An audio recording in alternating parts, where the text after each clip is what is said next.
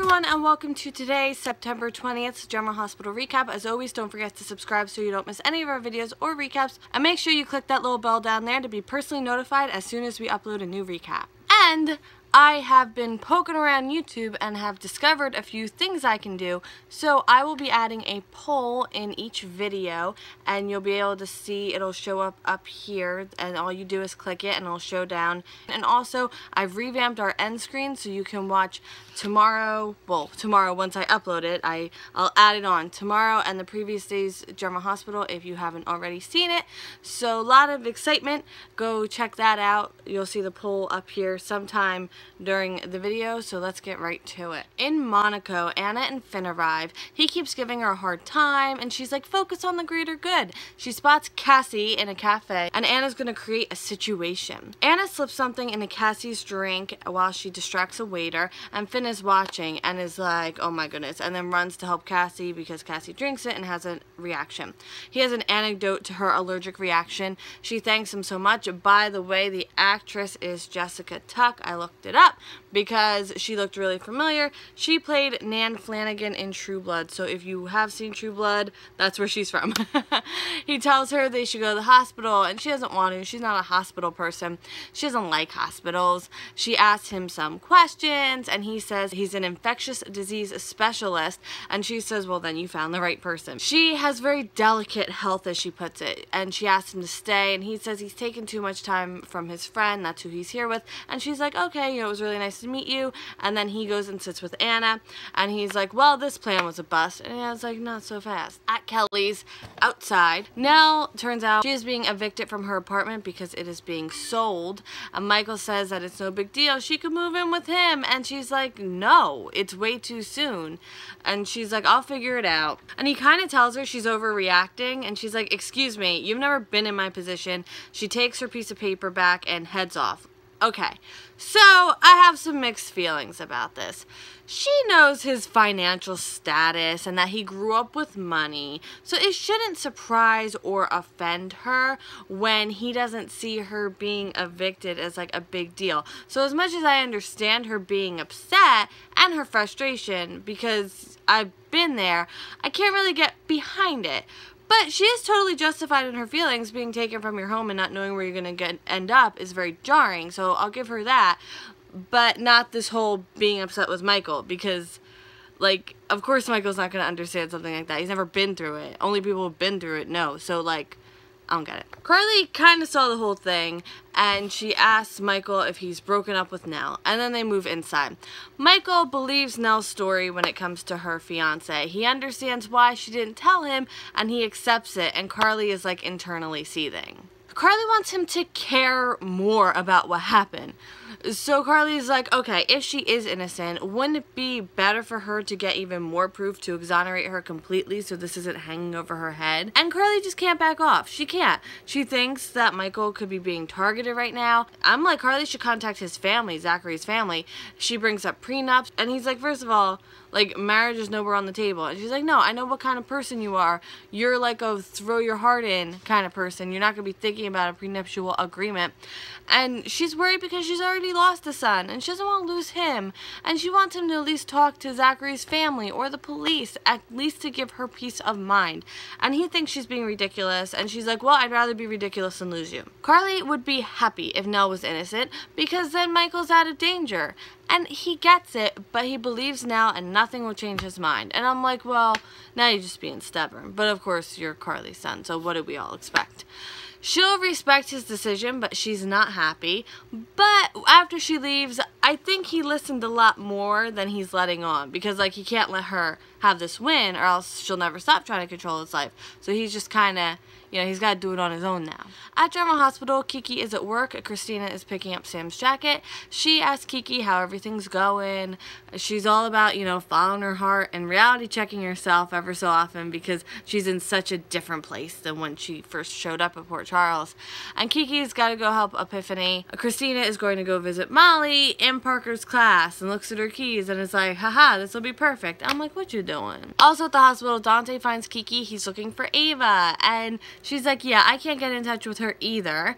He tells her about the tapestry that was sold to Valentine, and he thinks it's just like really odd, and he wants to ask Ava some questions about it. All Kiki really has is speculation. This isn't official police business. It's totally personal. It's, you know, for their custody situation. Ava's testimony is pivotal to Spencer's case, and Ava's a threat to Valentine. Kiki tells him about Russia, that she's very concerned about this trip, and she believes Valentine set up Ava for this trip, and she's sorry she couldn't be more help. And I'm like, no, trust me, I think you've been plenty help. Then Nelle comes in the hospital. She's picking up a prescription, and she totally blows by Kiki, and Kiki's trying to get her attention, and then finally gets her attention, and Nelle's really mad, and she's like, Carly's the problem. I'm like, what has Carly done to you? Carly wasn't even involved in that situation. Like, if anything, you're mad at Michael. So Kiki tells her she used to be on Carly's bad side as well, and then she came around. Kiki thinks eventually Nelle will make it onto Carly's good side again. What else could Carly have on her? Everything, you know, is kind of in the past now. And Nelle says that she's made mistakes, and Kiki's like, yeah, I made mistakes too. And Kiki tells her to just be honest with Michael about whatever Carly finds, because Michael will listen, and Carly would do anything for him, including getting along with Nelle. At PCU, we're in one of Parker's classes, and she's teaching, and she actually mentions the TARDIS, which is kind of cool, so Parker gets a point in my book. Molly takes something from the lesson and asks like a totally loaded personal question about crushing someone's heart and knowing right from wrong.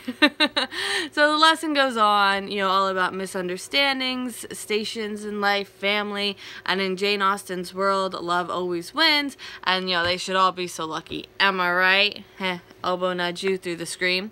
Christina comes in and gives Molly her keys, and, well, gives Molly her keys, there we go, that was the right quotations, and sees Parker, and Molly's like, what are you doing here? What are you doing? And she's worried, and Christina says that she did something unfair and just needs to tell the truth. Molly will trust her on this, and also those weren't Molly's keys after all. Those were just an excuse.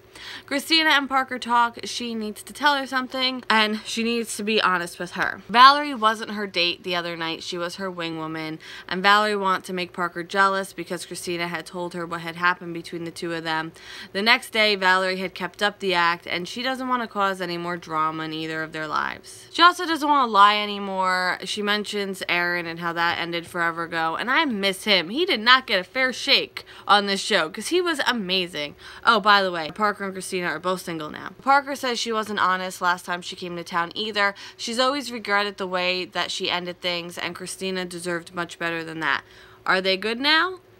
We'll get to that in a second. At Shriners Hospitals for Children, link in the description if you want to go check them out, by the way.